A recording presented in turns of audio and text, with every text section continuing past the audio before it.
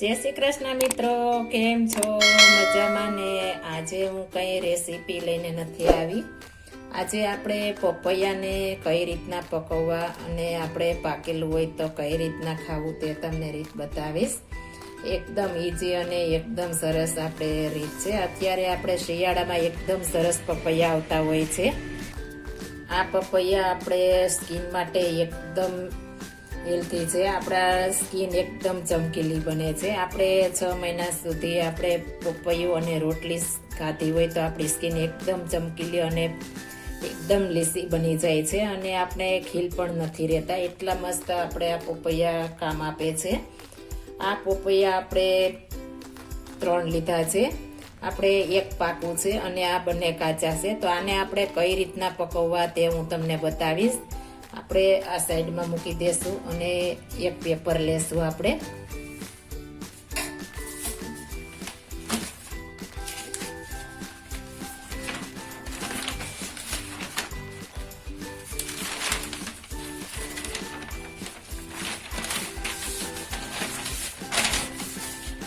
પેપરને ખૂણેથી આ રીતના પપૈયું મૂકી દેવાનું છે અને આ રીતના આપણે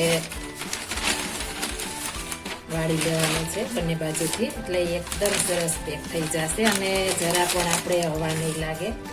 આ રીતના પકવશું એટલે આપણે એકદમ સરસ પપૈયું પાકી જશે અને આપણે સીડ ન રહેવું જોઈએ. જો તમે આપણે કાચું હોય અને તેમાં સીડ હોય તો આપણે 1 દિવસ માટે આપણે ખુલ્લામાં રહેવા દેવાનું છે. ત્યારબાદ જ આપણે આ રીતના પેક કરવાનું છે.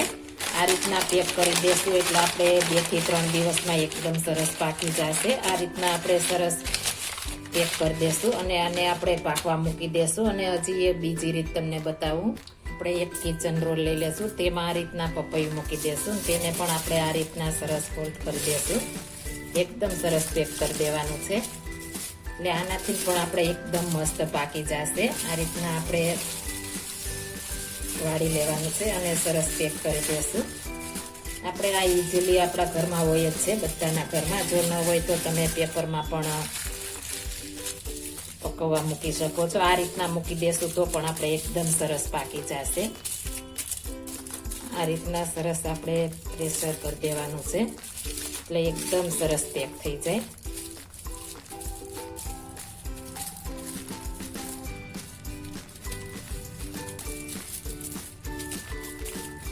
આપણે આ રીતના પેક કરી દેશું અને આને આપણે 2 થી 3 દિવસ માટે આને પણ આપણે રહેવા દેશું એટલે એકદમ સરસ પાકી જશે. આપણે એકદમ સરસ પપૈયું આ પાકેલું છે.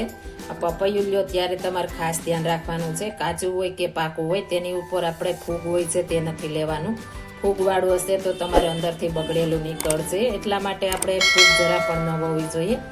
આને મેં ધોઈ નાખ્યું છે અને આપણે પકવવા મૂકીએ તેને સીડ ઉપરથી ધોઈ નાખવાનું છે, ત્યારબાદ જ પકવવાનું છે. આ રીતના પપૈયું આપણે ઉપરનો ભાગ કાઢી લેશું. એકદમ સરસ પાકી ગયું છે આપણે અને આ રીતના છાલ ઉતાર લેશું. છાલ થોડી જાડી ઉતારવાની છે. આ પપૈયાની છાલ કડવી હોય છે એટલે આ રીતના થોડી જાડી ઉતારીશું એટલે આપણે પપૈયું કડવું ન લાગે. આ રીતના આપણે સરસ મસ્ત મજાની છાલ ઉતારી લેશું. આપણે સરસ છાલ ઉતરી ગઈ છે. હવે તેને આપણે 2 ભાગ કરી લેશું. આ રીતના આ મારે ઘરનું પપૈયું છે. અંદર છરી કે કોઈ વસ્તુ પાડ્યું હશે લાગી ગયેલું છે, તેને આપણે હટાવી દેશું. તે આપણે ખાવાનું નથી. આ રીતના આપણે સરસ અંદરથી નાના નાના બી હોય છે તેને આપણે દૂર કરી દેવાના છે. એ આપણે ખાવાના નથી. પપૈયું ખાવાથી આપણે પેટ પણ સાફ રહે છે. આપણે જૂનો કબજિયાત હોય તો પણ દૂર થઈ જાય છે. એટલું કામ આપે છે આપણે પપૈયું. એટલે પપૈયું આપણે શિયાળામાં શરીર માટે હેલ્થી છે અને શરીરે ગરમ હોય છે. આ રીતના આપણે બીનો પાક કાઢી લેશું.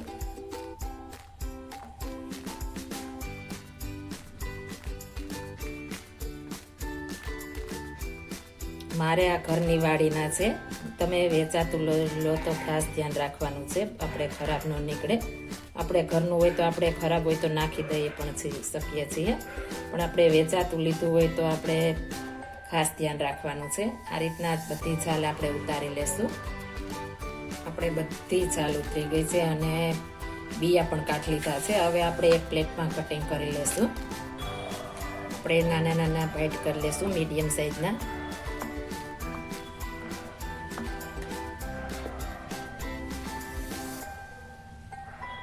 મોટી ચીર હોય તો આપણે નાની કરી લેશું અને આ રીતના નાના નાના બાઈટ મસ્ત મજાના કરી લેશું. આપણે સરસ સુધારીને તૈયાર થઈ ગયા છે. ઉપરથી આપણે મરી પાવડર નાખીશું. મરી પાવડર નાખીશું તો આપણે ઘણાને પપૈયું પેટમાં વાયડું પણ લાગતું હોય છે, એટલે મરી પાવડર હશે તો આપણે વાયડું નહીં લાગે. અને ઉપરથી આપણે થોડોક સાકરનો અધકચરો ભૂકો નાખીશું. આપણે 1.5 ચમચી જેટલો નાખ્યો છે અને આને બધું સરસ મિક્સ કરી લેશું.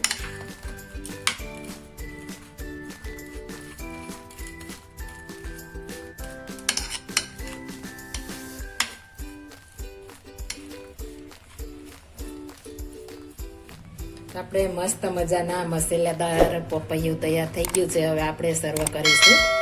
એકદમ સરસ અને શરીર માટે એકદમ હેલ્થી આવે એવું પપૈયું આપણે સર્વ કરીશું. એકદમ સરસ, આપણે ખાવાની પણ મજા પડી જાય તેવું આપણે પપૈયું તૈયાર થઈ ગયું છે. જો આ મારી રેસીપી પસંદ આવી હોય તો મારી ચેનલ લાઈક, શેર અને સબસ્ક્રાઈબ કરી દેજો. ફરી મળીશું નવી રેસીપી લઈને. જય શ્રી કૃષ્ણ.